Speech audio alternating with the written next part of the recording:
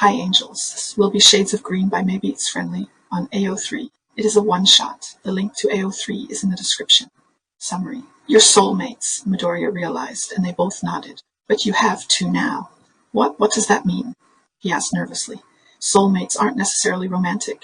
Hizashi spoke up, voice surprisingly steady. That's all people focus on these days. But the colors just tell us that the other person's going to be important to us.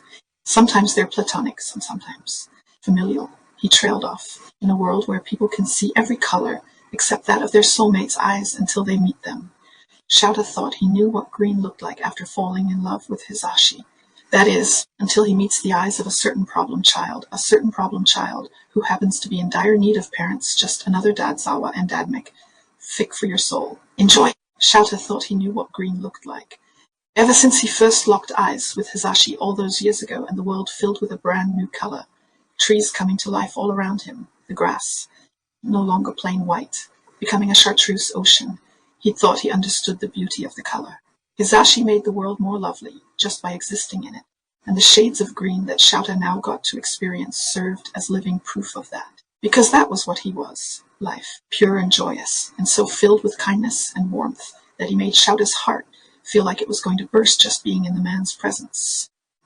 He liked to think that even without the shock of suddenly seeing a whole new color, he would have known Hizashi was everything he'd ever wanted, and more just from how happy the guy made him. They'd go for walks through the park, hiking through forests for training, and he filled the house with potted plants, carefully placed out of reach of the cats, so that everywhere he looked he was reminded of his husband, and the love that they shared. It used to make him nervous, how beautiful the world that Hizashi showed him was, when all he could offer was the dark abyss of his irises. At first, he was scared that he'd leave him because of it. Back when he could just say it's over and walk out of his life without having to go through any legal process. And then he took Hizashi on a date one night, a walk up a grassy hill, and then a picnic dinner. It was the most romantic thing he'd ever set up, and he'd had a lot of help from Nomuri to make it work. They watched the sun set over the city and then lay back on the blanket and stargazed. He pointed out every constellation he knew, holding Hizashi's hand so they could trace them together, connecting the dots from so many miles away. It wasn't until Hizashi started crying and thanked him that he realized quite how perfect the evening was, because without the darkness of the sky, he'd never been able to see the stars before. It was in that moment that Shouta knew Hizashi wasn't going anywhere, and he didn't. Years passed. He proposed on that same hill, under the same starry sky. They got married. The happiest day of his life as he got to look into those golden green eyes and show everyone what he already knew. This one's mine, and I am his. He watched his husband grow with so much pride it was overwhelming. First as a spotlight hero, he rose up the ranks, and then even more so when he started his radio show.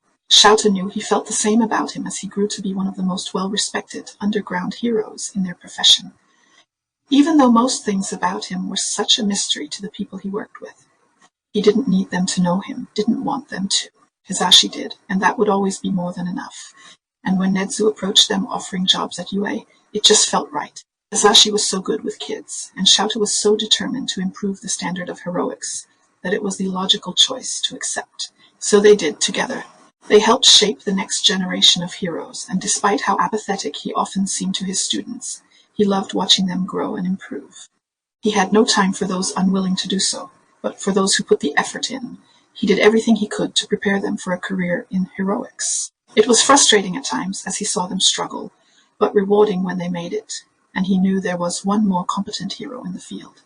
There were times when it was almost too much, when a past student of his got hurt and he would lie awake, wondering if he could have prevented it if he just taught them better, when he'd stay up, going over and over his lesson plans with all the ghosts of those who didn't make it in mind. He nearly quit on several occasions, but as he stared into wide green eyes he was so glad he stuck it out, because they were green eyes that looked nothing like Hizashi's.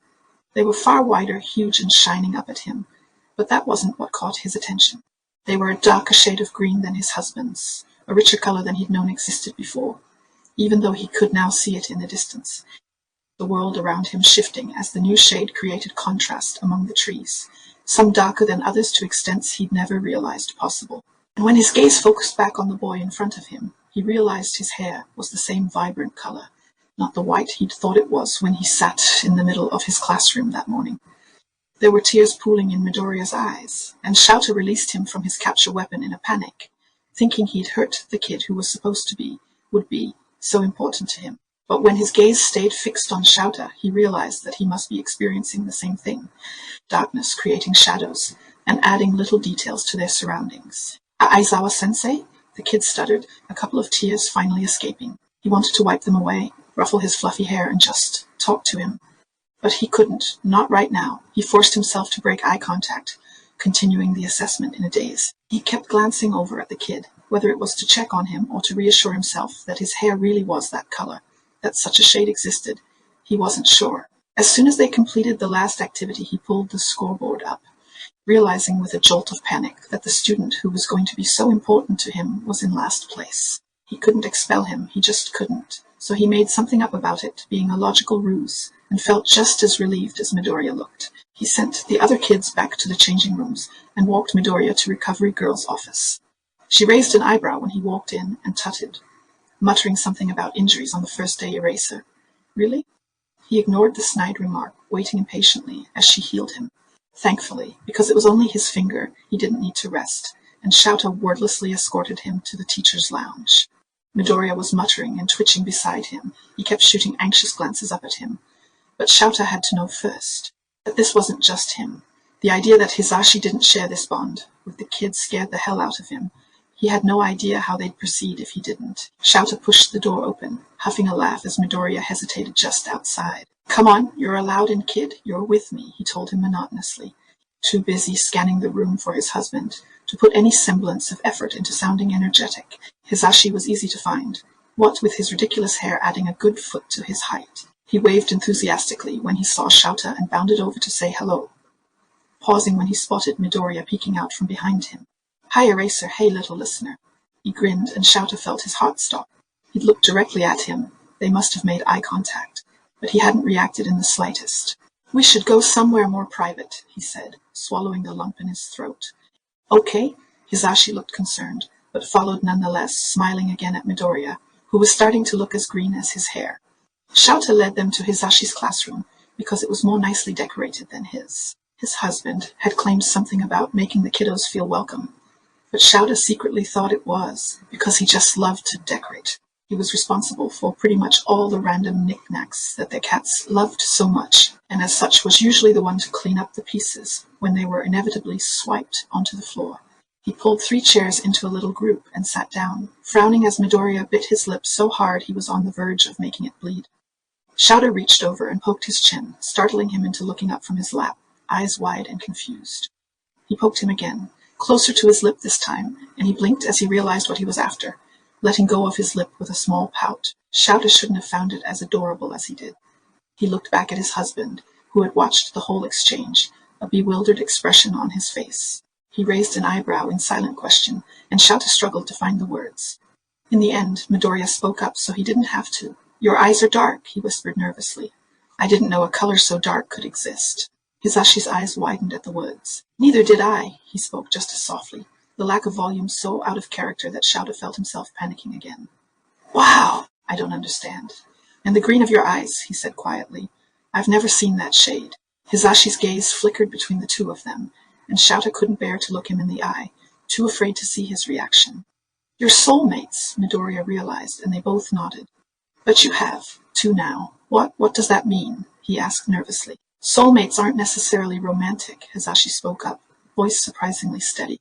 "That's all people focus on these days, but the colors just tell us that the other person's going to be important to us. Sometimes they're platonic, sometimes familial." He trailed off. I don't have a family," the kid choked out, and Shouta internally cursed himself for forgetting. He'd read Midoriya's file. He knew he lived in a group home, kicked out by his own parents when he was little. It had made him so angry. How could anyone just abandon their kid? "Does this he struggled to find the words, but they both already knew what he was asking. "Does this mean you're gonna be family to me?" He whispered the last words like he couldn't possibly comprehend the idea, and it broke Shouta's heart to hear. All he wanted was to say yes, absolutely, and hold him tight, but didn't get to make that decision on his own. He looked over at his husband, the question unspoken but clear. "Are we?" Hizashi stared at him for a moment, and he could see the fear in his eyes. He knew his husband would make an effort to love anyone important to Shouta, but the mere fact that he didn't have that connection created so much tension. Because how could anyone be as important to Shouta as Hizashi was, and not be just as close to him? Hizashi frowned, creased eyebrows almost disappearing behind the rim of his hero glasses, as his eyes welled up. I don't know. What does this mean? He looked to Shouta for an answer, and Midoriya mirrored the action, but neither of them got one. He was staring transfixed at Hizashi, more specifically at Hizashi's glasses, Hizashi's tinted glasses. His heart was in his throat, and his hands shook slightly as he reached forward. Could it be? Was there hope after all? He pulled them off gently, his husband's eyes widening as he did so, the world no doubt becoming blurry, but all the colors brighter. No more orange hue to his vision. He kept his eyes locked on Shouta's for a moment, afraid to look, to check, scared that it would be just the same as before. Nothing new, nothing special. Hizashi swallowed nervously before turning to face Midoriya. He gasped instantly. Both their eyes welled up with tears, and Shouta felt the swirl of dark emotions he'd been drowning in shatter as relief broke through. Wow, Hizashi breathed, reaching out to bury a hand in Midoriya's forest green locks. The kid looked slightly stunned at the action, but leant into it instinctively. He looked like a kitten, and Shouta's heart couldn't take it. He and Hizashi made eye contact, and the blinding smile on his husband's face was all the confirmation he needed. Yeah, he said, smiling gently at the kid, a smile that normally only his husband got to see. I think we are. Midoriya promptly burst into tears and launched himself at Shouta. Surprisingly, strong arms latched around him tightly as he sobbed against his shoulder, and Hizashi laughed at the blank look on Shouta's face as he processed the action, before wrapping his own arms around the kid, one hand reaching up to hold the back of his head. His fingers sank into the curls, and he felt his own eyes widen. They were even more soft than they looked. Hizashi mouthed an amazed "I know" at him over Midoriya's head, and he chuckled, beckoning him over. His husband smiled again, his tears finally spilling over as he knelt beside the two of them, joining the hug, and if Shouta's eyes got a little misty too, well, that was a family secret. This is the end of Shades of Green. If you have suggestions, let me know. Don't forget to subscribe to know when the next one is out. Have a good day, angels.